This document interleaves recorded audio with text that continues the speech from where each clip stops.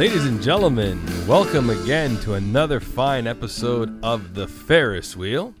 I'm one of your co-hosts, co-conspirators, and co-creator, Ferris Kennedy. And in the studio with me to the left, the man that wrote 95% of Wayne Newton's songs. Dr. Ian Clark, 96% by the way. And then the booth across from us, who is barricaded with a glass window and has our producer Armando always licking his forehead. Stephen Wheeler. Gentlemen, how are we this evening? Licked. Yeah.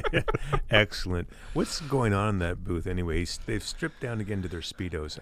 It's the heat. It's 50 degrees Celsius in here. But do you need to really bring that olive oil? Is that necessary for you guys to cake each other? This is disgusting. We just want to help the Italian economy, man. We're just buying Italian oil. Wow. I don't know what to say. But hey, you know what? For all our listeners, just so you know, we are on every streaming app possible. We're on iHeartRadio, TuneIn Radio. We are on SoundCloud, iTunes, Spotify, Google Play, YouTube, Instagram, Twitter, Facebook. We have a Gmail called The Ferris Wheel Show at gmail.com. Have I missed out anything? I don't think so. I think you got most of it. Basically, we're unavoidable. We're like that plague. You just have to say, "Hey Alexa," or "Hello Gugu." Yeah. Hey Gugu, play me the Ferris Wheel Show. Playing Ferris Wheel Show, episode 1. It'll say, "What do you think you're doing, Dave?" That's it. So this is actually a good show that we put together. Actually, I'm lying. All our shows are good because we put them all together. We write our own stuff. So we're doing a drummers show. Each one of us has chosen our top 10 drummers that we appreciate. And we will also have some songs sampled of one of those drummers that we all appreciate. Sure. So without further ado, my main man Wheels, once he gets the oil wiped off his skin, will read us what a drummer is and lead us into it. So a drummer is a percussionist, basically, who creates music using drums. That is the most basic definition we could find. Could you say that again? I don't know. Most contemporary Western bands that play either rock, pop, jazz, R&B, and quite a lot of other musical styles always include a drummer, mostly for timekeeping purposes, and also to embellish the musical timbre, and often for comic relief in some cases. Most cases.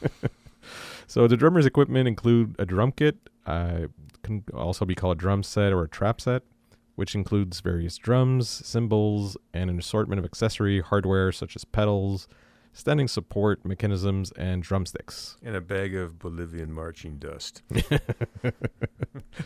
So in other genres, particularly in the traditional music of many countries, drummers use individual drums of various sizes and design rather than drum kits. Some use only their hands to strike the drums. If you're over 60, this usually means Ricky Ricardo and Babalu. Hey, Lucy, I'm home. Hey, Lucy, you have some splaining to do. So if we go in larger ensembles, the drummers may be part of a rhythm section with other percussionists playing, for example, a vibraphone, marimba, or a xylophone. These musicians provide a timing and rhythmic foundation, which usually allows the player of melodic instruments, which usually also includes the voice, to coordinate their musical performances. There are a lot of famous drummers. The names that come up when we say drummers it can be either John Bonham, Ginger Baker, Keith Moon, Neil Peart, Buddy Rich, Gene Krupa, Steve White, and so many others that I'll skip because, frankly, oh no! Come on, you can't skip Travis Barker and Rick Allen from Def Leppard. He's got one arm. Crying out loud, Jesus! That is an accomplishment and a half. Shame on you. You know what? That's just half an accomplishment. Holy jeez, shame on you, both of yous, for putting up with this. Okay, go on. So, as well as a primary rhythmic function. In some musical styles, well, when I say that, I usually mean world or jazz or classical or even electronica. The drummer is usually called upon to provide solo or lead performances At times, what the main feature of the music is the rhythmic development. There are many tools that a drummer can use for either timekeeping or soloing. These include cymbals. There are many kinds like China, crash, ride, splash, hit hats, and others. Snare, Hi-hats. toms, auxiliary percussions such as bells, Latin drums, cowbell, Cowbell. Need more cowbell. I want more came cowbell. awake there. And many Mississippi others. Queen. Also, there are single, double, and triple bass pedals for the bass drums. Mitch, I need more cowbell. I don't have enough cowbell. Can you just give me more cowbell? Remember that SNL skit Oh, with Blue yeah. Oyster Cult? For the Reaper?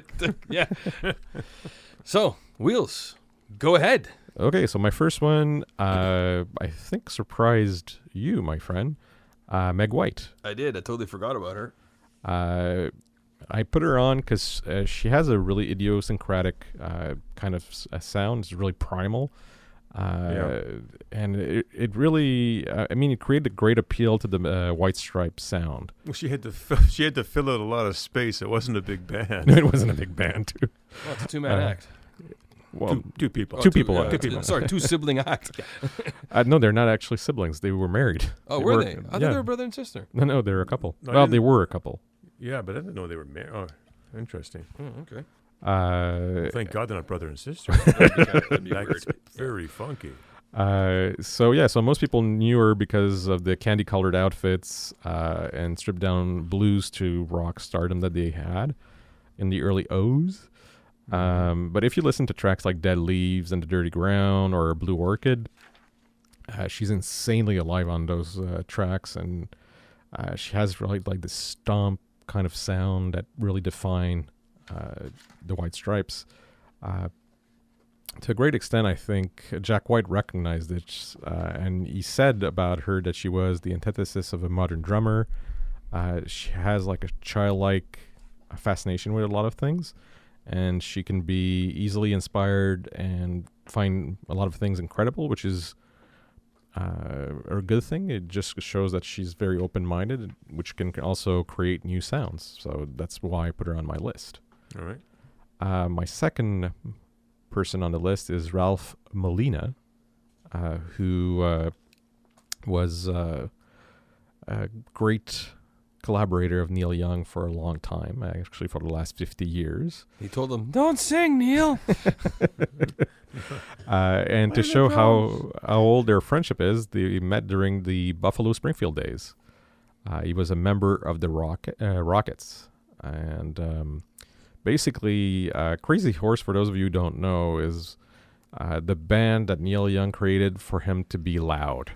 So he had his folky solo albums. And when he felt piss and he needed to unwind, he went to Crazy Horse. And Molina is the first thing imaginable from a cookie cutter virtuoso. He's completely out there. And one of the reasons why Young likes him is that he's very raw. He plays from the gut. And he has a knack for hearty backbeats, which is basically all that you hear when you put a Crazy Horse album on. But he actually has been recognized by Young as laying the foundation for Down by the River, Cinnamon Girl, and other timeless classics. And apparently when they're together, they just start playing and it just comes out. So basically, you can hear him from Everybody Knows This Is Nowhere all the way to Psychedelic Pill in 2012. So from 1969 to 2012, which is a good run when you think of it. My next one is Tommy Ramone. Tommy, sorry. Jeez. Hey, the oxygen's really rarefied in this I gotta place. get him hooked on phonics or something. Okay, so Ramon basically is the pulse We of. have to pay him more. Or not at all. So Ramon is basically has been said to be the pulse of punk rock, and basically he was known for being like a metronome. He could be a speed freak, or he could be doing it really slow. He could do pretty much anything. He would match Johnny Ramone's buzzsaw guitar, basically without an effort. And he's also known for writing contributions on some of the band's immortal songs, like Blitzkrieg Bop. And he was the Ramones to a great extent, because let's face it, punk rock is pulsation. He looked the part too, right? Exactly. You have to look the part. Look like a bum. Well, Yeah. that was the idea. That was the idea. So my They next were an ugly one, band. well, true, yeah. Weren't they declared the most ugly band in That history? that was Ian that declared that they're the most ugliest band. I saw them live, so I have a little bit of validity to it. Are they ugly? Oh, wow. They went out of their way. All right. Yeah. Okay. They knew it, and they played it up. Next. So my next one is a little out of left field. Most people don't know his name. So his name was Manu Katché. It still is, actually. He's still alive. Isn't that a skin disorder? Yeah. What do you got? I got a bad case of the Manu Katché. I think they make a cream for that. So basically, he's the reason why Peter Gabriel and Sting had a career in the late 80s. Basically... For that alone, he's on my hit list. So basically, in the late 80s, early 90s, these two guys were basically looking for a new sound, couldn't find anything. And they came across this guy who was really big in France at that point, but was from the Ivory Coast, and had one of these world beat visions, which back in the late 80s was very rare.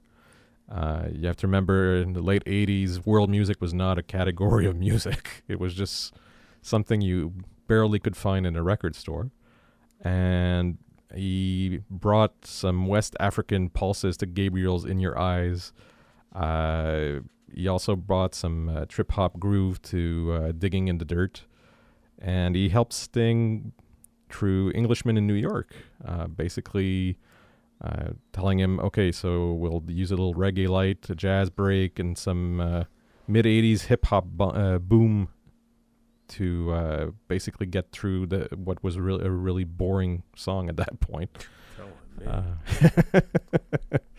And so basically he's a drummer who relaunched the careers of guys who were really big in the 70s and 80s.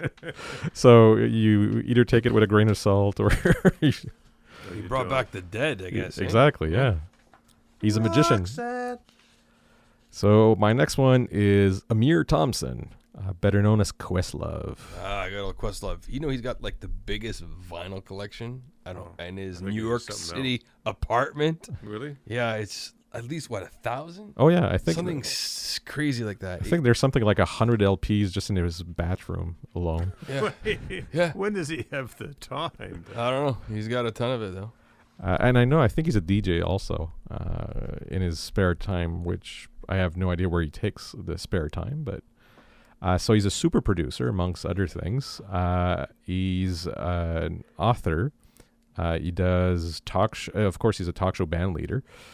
He does consulting for Broadway musical, and he's a celebrity superfan, which explains the vinyl collection, really. He's a I read a profile of him in some magazine. Well, he's a hard-working dude. Oh, yeah, he's insanely. He's insane, one of those guys. And he's wickedly versatile. If you've ever actually watched The Tonight Show, he'll basically do any musical style within 10 seconds of being asked. So he's almost like a living iPod, if we can call it that. Mm-hmm. Of course, he's known thanks to The Roots, but he's been doing a lot of side projects with a lot of artists ever since. And so maybe you haven't heard of him, but you probably like some music that he had a hand in if you've listened to music composed or produced in the last 15 years. The next one is Joe Morello. And that name might not be very well known amongst people that are less than 60 years old at this point. But he's the drummer responsible for a million-selling instrumental hit, which is Take 5 with the Dave Brubeck Quartet. And basically, the reason why I put him on there, Morello is the less well-known member of the quartet, but he's a man who overcame near blindness at a very young age in a very poor area to become, which is probably one of the most proficient technician in history.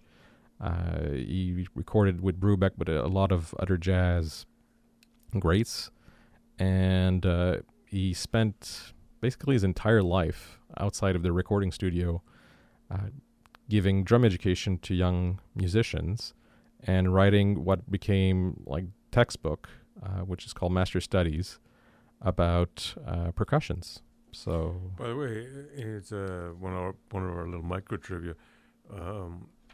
It's a great song, Take 5, but one of the accolades it has received is just this very strange time signature that it's written in. And if you're a musician out there, you'll know what I'm talking about. It's not an easy song to play. And there you go, to keep that beat. It's not your standard beat. No, it's 5/4 time, right? Yeah, it's a very odd beat. Which he mastered really well. Oh, yeah. It seems really easy when you listen to it. Really. I know, but it's not intuitive.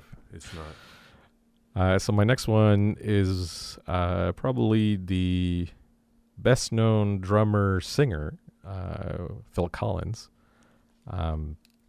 Basically, for those of you who don't know, Phil Collins until 1976 was basically just known as the drummer on the Genesis tracks, which nobody really cared about. And then Peter Gabriel left, and they were stuck. Who amongst us can sing? Phil Collins just raised his hand, and basically he became the lead singer for Genesis and became the most successful pop singer of the 80s.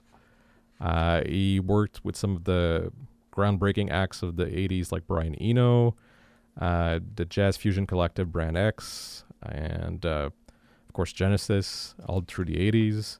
And if you listen to In the Air Tonight, it's probably the most drum-centric track in the 80s. So that's one of the reasons why I put him on my list. As my piece of micro trivia, he appeared in the Beatles movie Hard Day's Night as an extra. And he also did the Band-Aid drumming for the Band-Aid True. 1984. Yeah, he flew a Concorde over so he could play both in England and the United States, and basically the same concert. Because back then the Concorde could make it like in 14 minutes or something. And he has a son named Simon who was born in Vancouver. He was born in Vancouver. That's cool trivia. So my next one created a genre with his two buddies. So it's Bill Ward.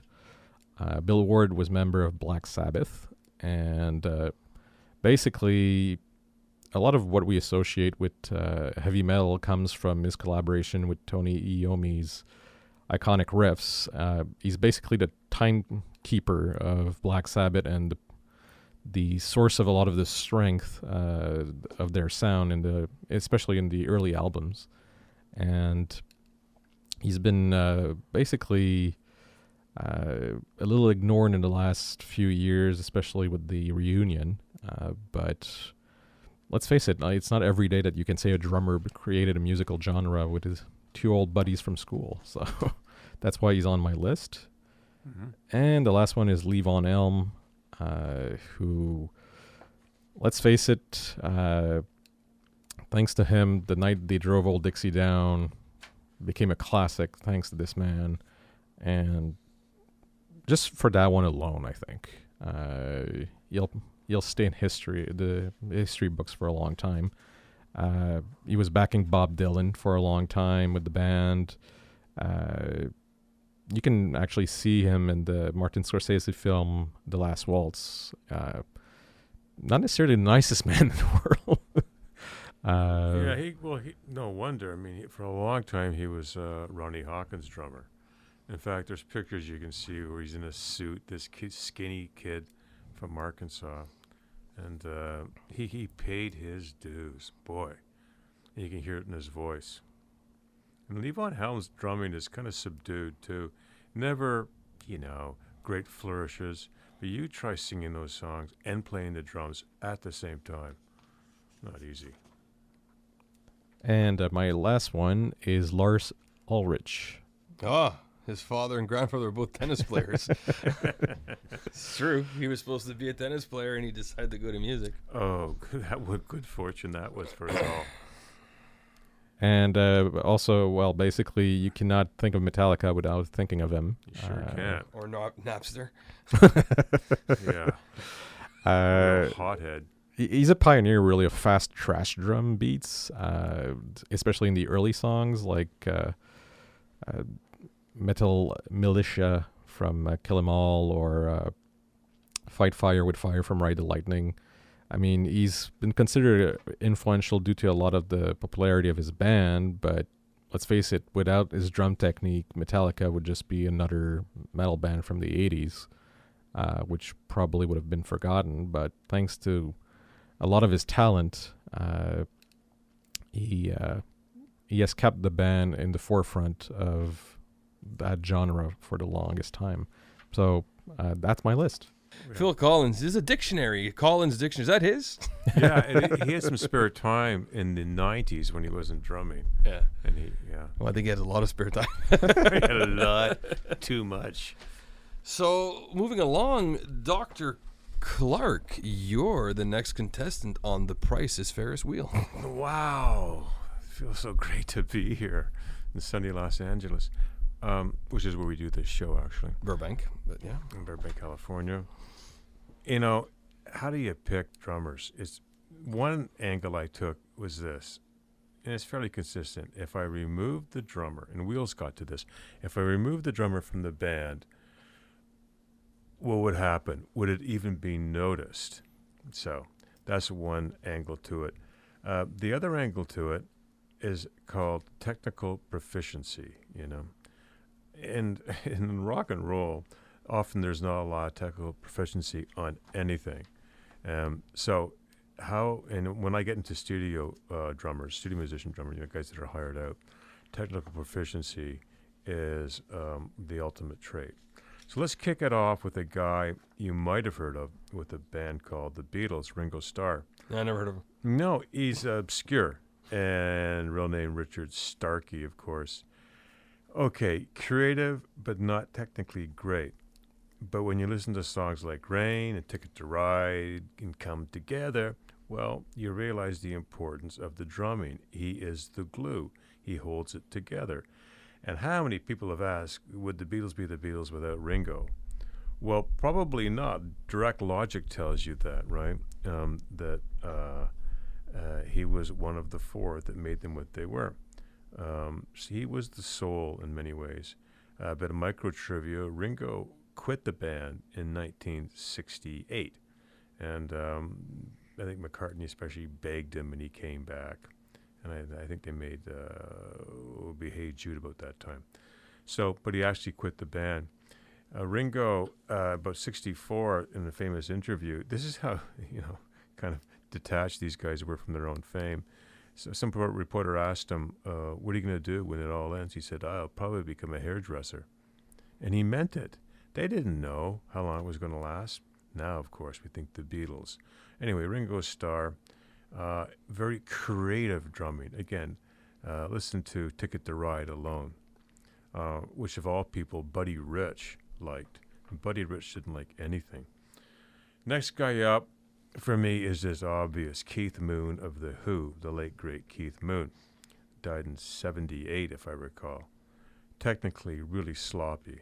It is said that he could never play the same song the same way twice, and he couldn't. You just listen to some of in his beats, he's not exactly a great timekeeper. He had a frantic life, and he played in a frantic style. But you know what? It was perfect for Pete Townsend songs. It's just that way. And and how important was he? Well, look what happened to The Who after he died. They tried to go on with, I guess, Kenny Jones from The Small Faces. Didn't work. Keith Moon was the soul. You take the soul out, it's over. No Moon, no Who. Next guy up is John Densmore from The Doors. And I think the trick here with Densmore is that he was a jazz player. And so a lot of the Doors songs are really basic rock songs, but they have this strange edge to them. Often, like listen to a song like Break On Through, where he's playing a samba beat.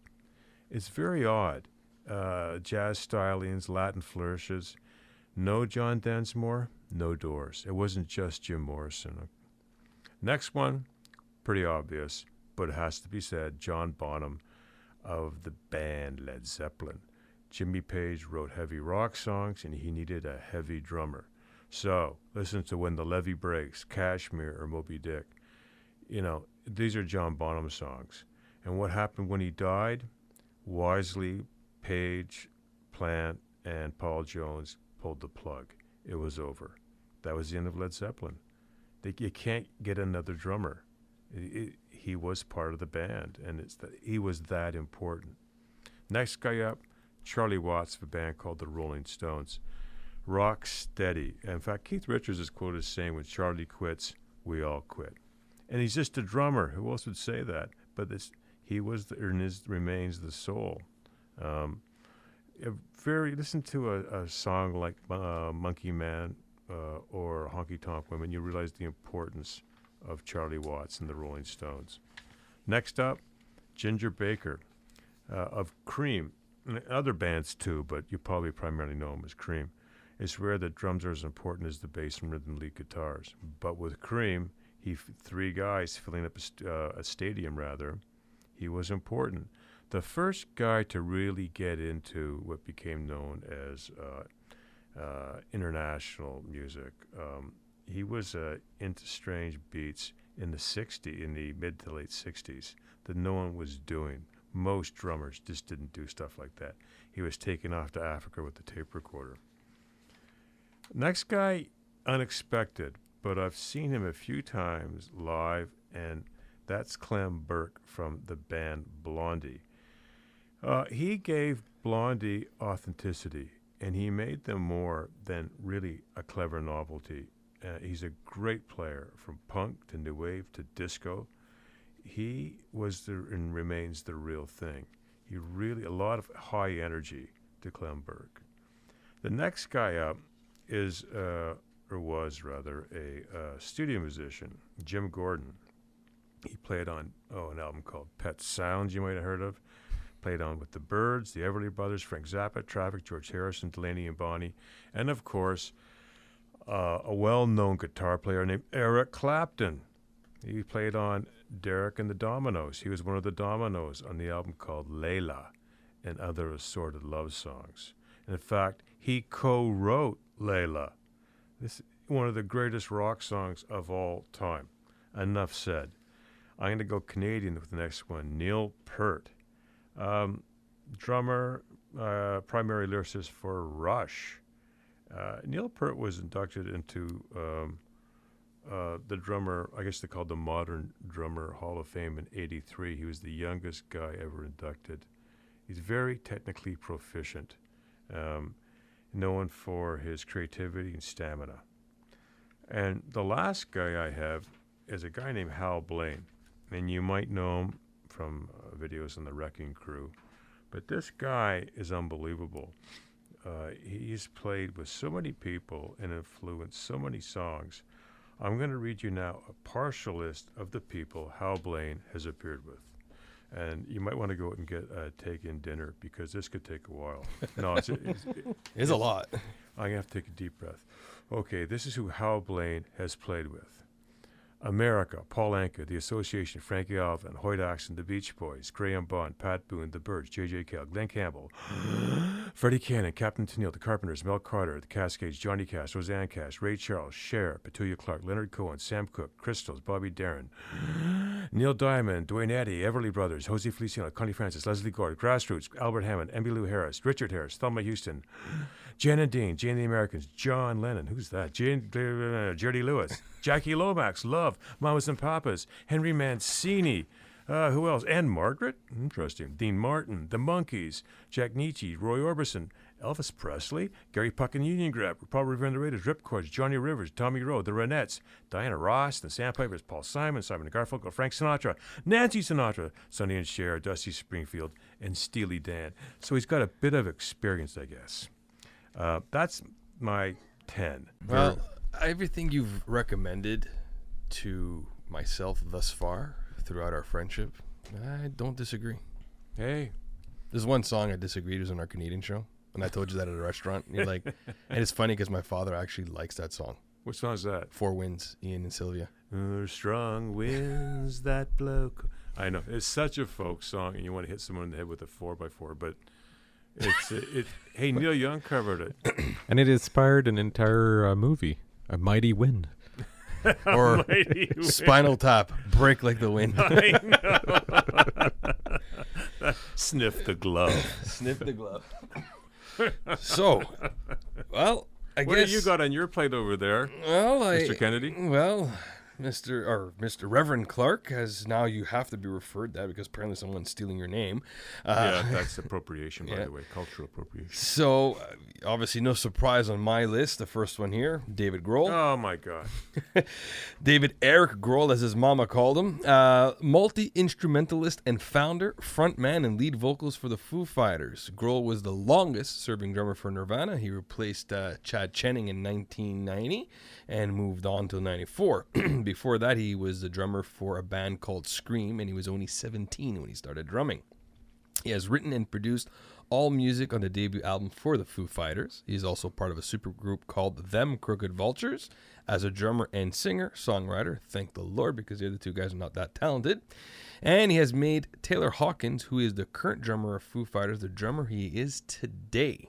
I always say that just because of my mad love for those drummers. In 2018, I recommend you guys listen to Grohl's 23-minute instrumental music piece of him playing the drums, bass, guitar, and keys. He is by far the most talented musician whose roots are drums and also a Grammy Award winner 4 times with the Foo Fighters. And yes, in 2014, he has been inducted in the Rock and Roll Hall of Fame. And like Ian would say, no David Grohl, no Foo Fighters. That's true. The next one is Roger Meadows Taylor, best known as a drummer for the rock band Queen. Not to be confused with Roger Taylor from Duran Duran. Before Queen, right. Taylor was part of a band called Smile. He was recognized in his early career for his unique sound. He was voted by radio listeners as 8th greatest drummer in classic rock music history in a poll conducted by Planet Rock in 2005. As a songwriter, Mr. Taylor contributed songs to Queen's albums from the beginning, composing at least one track on every album and often singing lead vocals on his own compositions. He wrote, or co-wrote as they say, 3 UK number ones. These Are the Days of Our Lives, Innuendo, and Under Pressure. Good collaboration with David Bowie. Ding, ding, ding, ding, ding, ding. Yes, sir. He also contributed a further 5 major hits: Radio Gaga, A Kind of Magic, Heaven for Everyone, Breakthrough, and Invisible Man. He is also the main writer on the international top 10 hit One Vision, which I didn't really like that song too much. Although the track is credited to the whole band, he has collaborated with such artists as Clapton, Waters, Daltrey, Plant, Collins, Jimmy Nail, Elton John, Gary Newman, Shakin' Stevens, the Foo Fighters, Al Stewart, Steve Vai. I could go on and on and on, this whole list. He also wrote and performed I'm in Love with My Car on Queen's album A Night at the Opera. Taylor also did the drums for Freddie Mercury's solo work, where he flew to Munich to help him out in those 2 years. In addition to his drum work, Taylor sometimes plays keyboards, guitars, and bass on his own songs. During the 80s, to his work with Queen, he formed a parallel band known as The Cross. Did you know that, Ian? No, I didn't. All right. In which he was the lead singer and rhythm show, the pop quiz hosted by Mike Reed. In 2014, he appeared in The Life of Rock with Brian Pern, and he obviously played himself. I do have to say, my girlfriend Ashley wants me to mention that out of Queen, he is the best looking one out of all 4 of them. And she said till this day, he still looks good with his gray and his blue eyes. He is as cute as a little bug. And to quote Dr. Clark, without Roger Taylor, I'm going to say there is no Queen. Interesting. Yeah, you probably get some blowback on that because of the current, idolization of Freddie Mercury. But yeah, Yeah. The next drummer, who I've always admired, is Kenny Aronoff, best known as a drummer for John Mellencamp, as you want to call him. he's the Melonhead. Yeah, Mellencamp for 17 years, and when Mellencamp decided to take time off, Kenny was motivated to embark on his own. He has fulfilled his lifelong goal and became one of the most major sought-out session drummers, as well as a touring drummer. He's everywhere. That's actually. it. He got inspired by watching, surprise, surprise, the Beatles on the Ed Sullivan Show. Fast forward 50 years, and Kenny performed with Sir Paul McCartney, Ringo Starr during a CBS special called The Night That Changed America. Being in the industry of music for his whole career, Kenny was sought out by many talented musicians and was fortunate enough to work and perform with the Rolling Stones, Lady Gaga, Bruno Mars, Sting, Bob Dylan, Bruce Springsteen, Bob Seger, David Grohl, Elton John, Johnny Cash, Willie Nelson, John Bon Jovi, Steven Tyler, The Smashing Pumpkins, B.B. King, Rod Stewart, and John Fogerty. His well-known associated acts are the Bodines, Chickenfoot, Jerry Lee Lewis, Cinderella, and most notably, John Mellencamp. He has recorded for Melissa Etheridge, Avril Lavigne, Celine Dion, Alicia Keys, Brad Paisley, John Legend, Joe Walsh, Michelle Branch, Pharrell Williams, and Brandon Flowers from The Killers. That's true. It's a pretty impressive list. It's no Hal Blaine list, but it's... No, it's pretty. He's like a modern Hal Blaine. He's everywhere. In fact, at the Kennedy Center for the Arts, he always seems to be on that too, playing with, I don't know, who's ever there, like the tribute to Paul McCartney. He also played with Daryl Hall, and when Daryl Hall had the Doors on. It's really strange to see him playing Doors songs. So, he is quite talented. Oh, yeah. The next drummer, Tommy Lee, drummer for Motley Crue. Oh, I've seen the video. Yeah, he's very, very, very very proficient. With his stick. Yeah, so that's it. Tommy Lee Bass is what it goes by legally because he is from Greek descent, but Tommy Lee is what we know him as. He is the drummer for Motley Crue, Methods of Mayhem, and his solo career of electronica with DJ Arrow. Tommy Lee has to be one of the most energetic drummers in my view. His trademark roller coaster setup during live shows with pyrotechnics is mind-blowing. He's known as T-Bone to his boys from the crew due to his height and thin stature. Yeah, that would be due to that. Yeah. Tommy Lee was also the drummer for Methods of Mayhem, which is a hard rock metal group. It's hard rock, is it? Yes, sir. T-Bone all the way. His influences were John Bonham, Tommy Aldridge, Alex Van Halen, and Terry Bozzio. His first band was Sweet 19, played the Sunset Strip in Los Angeles during the late 70s, and he met his future bandmate Nikki Sixx. Tommy Lee was also associated with Rockstar, Supernova, Fuel, Deadmau5 5, Sum 41, that's some Canadian content here, Jack Mannequin, Rob Zombie, The Bloody Beetroots, The Smashing Pumpkins, Fall Out Boy, and Green Day. And Pam Anderson, more Canadian content. Yes, sir. And he's also got a star on the Walk of Fame, and he only had 3 Grammy nominations with Motley Crue. The next drummer, well, surprise, surprise, if you guys know me so well, Taylor Hawkins. Obviously, he is the current drummer for the Foo Fighters, and he was chiefly influenced by Phil Collins, Stuart Copeland, Roger Taylor, Stephen Perkins, Jim Gordon, and Neil Peart. Wow, look at that, drummers you guys all mentioned, eh? It was thanks to Rush that he got into Genesis. That's what he had said. After listening to Neil, he bought the Seconds Out live album, which was released in 1977. And he said it's just amazing. Not only hearing Phil Collins playing the drums, but also singing. He gets a really bad rap from some people for daring to take over after Peter Gabriel quit. So we're talking about Phil Collins. Yeah. But with that being said, don't fool yourself. Taylor Hawkins also did some work with, let's see here, Sash Jordan and then Alanis Morissette. Wow, some Canadian content there. Sash Jordan, wow. He was being introduced to Dave Grohl by Alanis Morissette, and he is now the current drummer for Foo Fighters. Oh, isn't it ironic? Yeah. And also, don't kid yourself, he's had a successful solo career. called with a band of Taylor Hawkins and a Coattail Rider, the Birds of Satan, and Coheed and Cambria. He also had done some work. He also is known, to have a good rock voice and can also sing, courtesy of his solo EP album Coda, which was released in 2016. And Ashley, again, wanted me to say that he is the better looking one out of all the Foo Fighters. Yeah, we have to throw into the competition. The bar's pretty low in this one. The next one that we have here in fact, it's on the ground. is Chad Smith.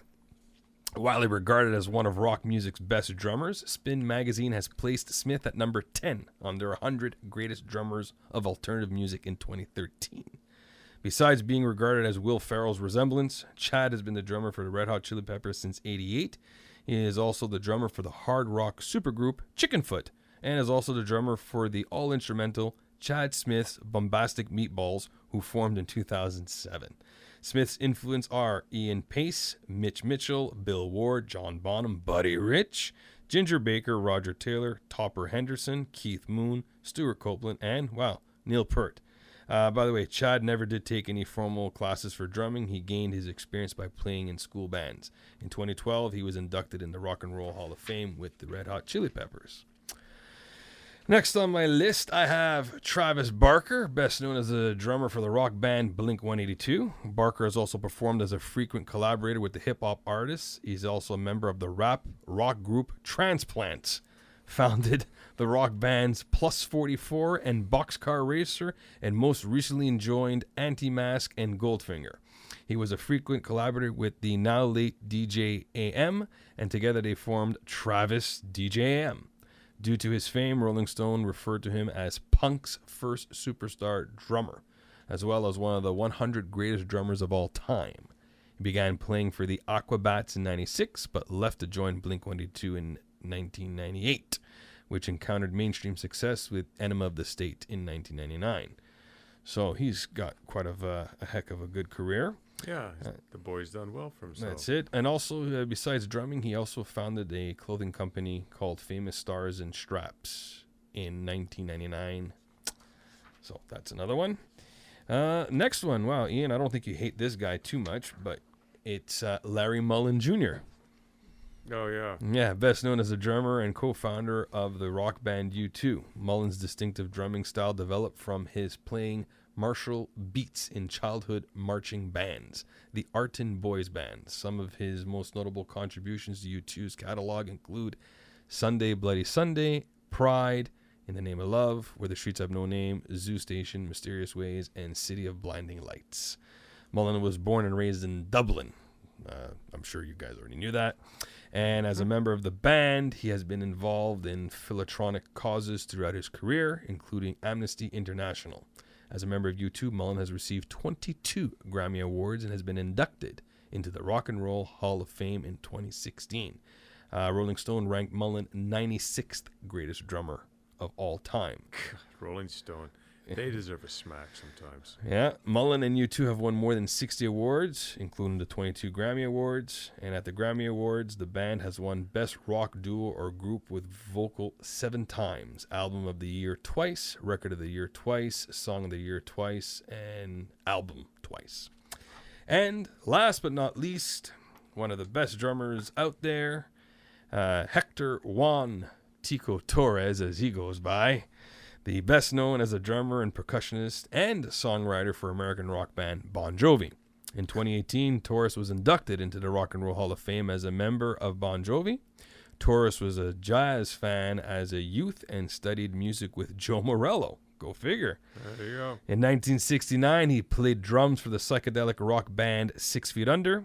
Before joining John Bon Jovi in '83, Torres had already played live with Joe Cirizano's R Band, aka Silver Condor, in the New Jersey rock circuit, and in the studio with Frankie and the Knockouts, Pat Benatar, Chuck Berry, Cher, Alice Cooper, and Stevie Nicks, recording a total of 26 albums with these artists. Torres was also one of the drummers auditioned by Kiss in 1980 after original drummer Peter Criss left. Torres was the original drummer for the glam rock band T. Roth and Another Pretty Face, and played on their 1980 album Face Facts. Torres met Alan John Sukch while playing with a band called Phantom's Opera, and it was this friendship which led him to joining Bon Jovi. When John Bon Jovi, the lead singer of the band, approached Torres, he was put off by the fact that John was 9 years younger than himself. He said it was John's charismatic appearance and watching him perform that attracted him to join the band. Cha-ching. Torres is primarily a drummer and percussionist, but he sang lead vocals on a song, the box set 100 Million Bon Jovi Fans Can't Be Wrong, as well as backing vocals on a couple of the early Bon Jovi tracks, notably Born to Be My Baby and Love for Sale. And with that being said, he is not the best looking member of the band. It's still John Bon Jovi. He is so cute. And I love him just for that. that is my drum list. Wow, very interesting. A lot of kind of crossovers to what I was talking about, and all of us. And but when you were talking about the number of Grammys won by U2. U2, Yeah. We are going to do a podcast, ladies and gentlemen, sometime about awards and how they work and the merit and how they've changed over the years. Not to deprecate in any way the success and talents of U2, but the Beatles, for instance, won one Grammy Award, and that was for, in quotes, the soundtrack of Let It Be. I'm just going to leave that as a bookend. Thank you. All right. So I'm Ferris Kennedy. I'm Ian Clark. I'm Stephen Wheeler. Have a good night. Here we go.